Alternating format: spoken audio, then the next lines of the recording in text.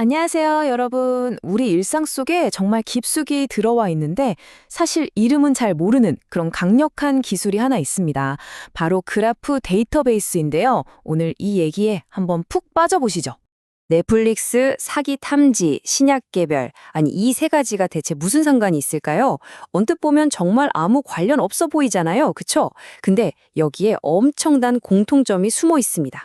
그리고 그게 바로 오늘 우리가 파헤쳐볼 이야기의 핵심이에요. 자, 핵심부터 말씀드릴게요.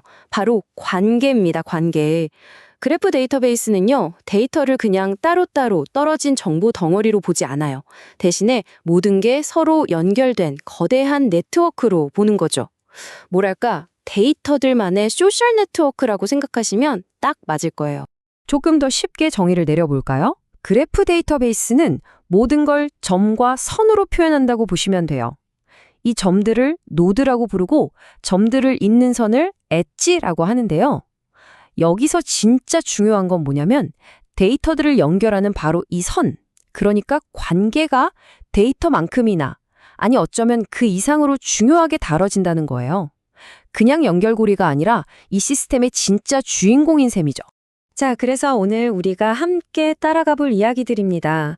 더 똑똑한 쇼핑과 스트리밍 경험의 비밀부터 시작해서 디지털 세상의 사기를 어떻게 잡아내는지, 그리고 우리가 사는 세상을 어떻게 지도로 그려내고 심지어 새로운 약을 발견하는 데까지 어떻게 쓰이는지, 이런 흥미로운 사례들을 보면서 이 관계가 왜 중요한지 확실하게 알려드릴게요. 자, 그럼 첫 번째 이야기부터 시작해 볼까요?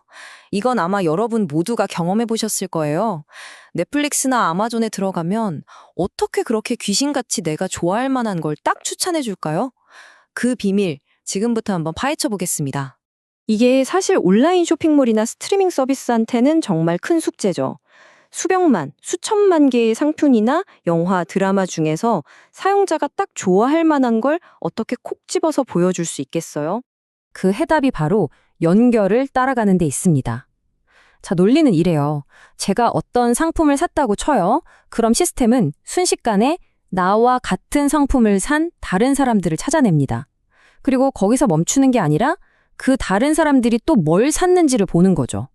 그렇게 해서 겹치는 상품이 있으면 아, 이 사람도 이걸 좋아할 확률이 높겠구나 하고 저한테 추천해 주는 거예요. 완전 디지털 버전의 입소문인 셈이죠. 이게 얼마나 대단하냐면요. 넷플릭스 같은 경우엔 사용자가 1억 명이 넘잖아요.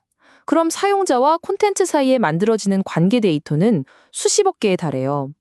그런데 이 어마어마한 데이터를 분석해서 추천 결과를 보여주는 데 걸리는 시간이 100밀리초, 그러니까 0.1초도 안 된다는 겁니다. 정말 눈 깜짝할 사이죠. 그러니까 우리가 그렇게 편하고 재밌게 다음 볼거리를 찾을 수 있는 거고요.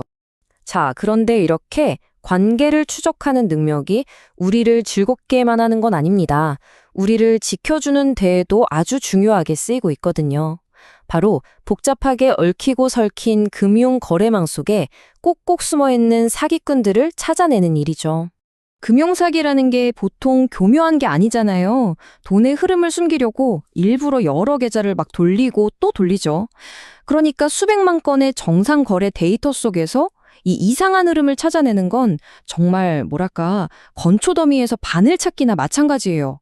바로 이럴 때 그래프 데이터베이스가 진짜 힘을 발휘합니다. 돈의 흐름, 즉 거래 관계 그 자체를 그냥 쭉 따라가 버리는 거예요. 예를 들어서 돈이 여러 계좌를 빙빙 돌아서 다시 원래 계좌로 돌아온다거나 아니면 비정상적으로 여러 단계를 길게 거치는 거래가 있다? 이런 걸 순식간에 잡아내는 거죠. 예전 방식처럼 데이터를 하나하나 다 비교하려면 이건 정말 상상도 못할 속도예요.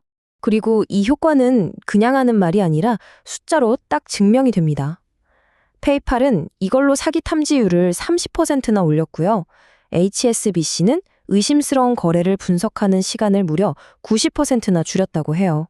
사기를 훨씬 더 빠르고 더 정확하게 막을 수 있게 된 거죠. 자, 이제 시야를 한번 확 넓혀볼까요? 그래프 기술은 단순히 물건 추천하고 사기꾼 잡는 데서 그치지 않습니다. 우리 세상의 온갖 복잡한 시스템을 이해하는 데에도 아주 중요하게 쓰이고 있어요. 예를 들어 구글을 생각해 보세요. 세상의 그 방대한 지식과 정보들이 어떻게 서로 연결되어 있는지 파악해야 하잖아요. 또 시스코 같은 회사에 거대한 IT 네트워크에 만약 문제가 하나 생겼다. 그럼 그게 어디까지 영향을 미칠지 순식간에 알아내야 하죠. 이 두 가지 문제 모두 결국 연결을 얼마나 잘 이해하느냐에 달려 있습니다. 그리고 그 결과는 우리 모두가 이미 경험하고 있어요. 여러분이 구글에서 뭘 검색했을 때 옆에 딱 뜨는 그 풍부한 연관 정보들 있죠? 그게 바로 이 지식 그래프 덕분입니다. 기업 입장에서도 엄청나죠? 시스코는 네트워크에 문제가 생겼을 때 원인을 찾는 시간을 80%나 줄였다고 하니까요. 이건 뭐 어마어마한 효율이죠. 마지막으로 어쩌면 오늘 소개해드리는 사례 중에 가장 의미 있는 이야기일지도 모르겠습니다. 바로 우리의 건강과 직결된 의학 연구와 신약 개발을 앞당기는 이야기거든요. 여러분, 신약 하나 개발하는데 보통 수십 년에 비용은 조 단위로 들어간다고 해요. 정말 어마어마하죠? 그래서 나온 아주 똑똑한 방법이 바로 약물 재창출이라는 겁니다. 이건 뭐냐면 이미 안전하다고 승인받은 기존 약들 중에서 혹시 다른 병에 효과가 있지는 않을까? 하고 새로운 쓰임새를 찾아내는 거예요. 과정을 획기적으로 줄일 수 있는 거죠. 여기서 그래프 데이터베이스가 하는 역할이 뭐냐면 거대한 생물학 지도를 그리는 거예요. 어떤 약이 우리 몸에 어떤 단백질에 영향을 주는지, 그리고 그 단백질은 또 어떤 질병과 관련이 있는지, 이 복잡하게 얽힌 모든 연결 관계를 한눈에 볼 수 있게 지도로 쫙 펼쳐주는 거죠.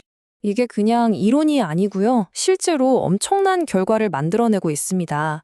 아스트라제네카 같은 세계적인 제약사들이 신약 후보 물질을 찾는데 이걸 적극적으로 쓰고 있고요.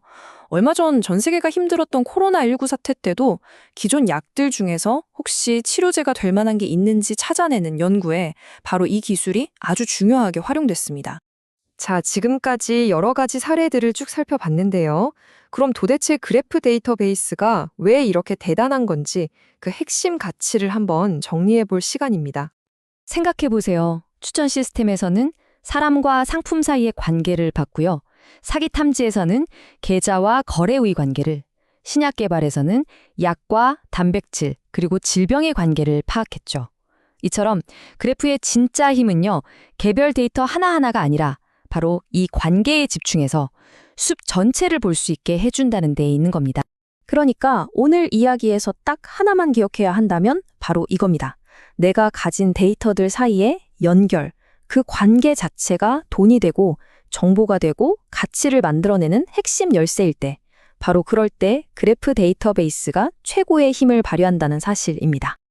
세상은 우리가 아직 보지 못하는 수많은 연결들로 가득 차 있습니다.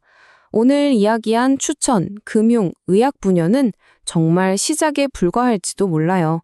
그래프라는 이 새로운 렌즈를 통해 우리는 앞으로 또 어떤 놀라운 세상의 비밀을 발견하게 될까요? 정말 생각할수록 더 궁금해지네요.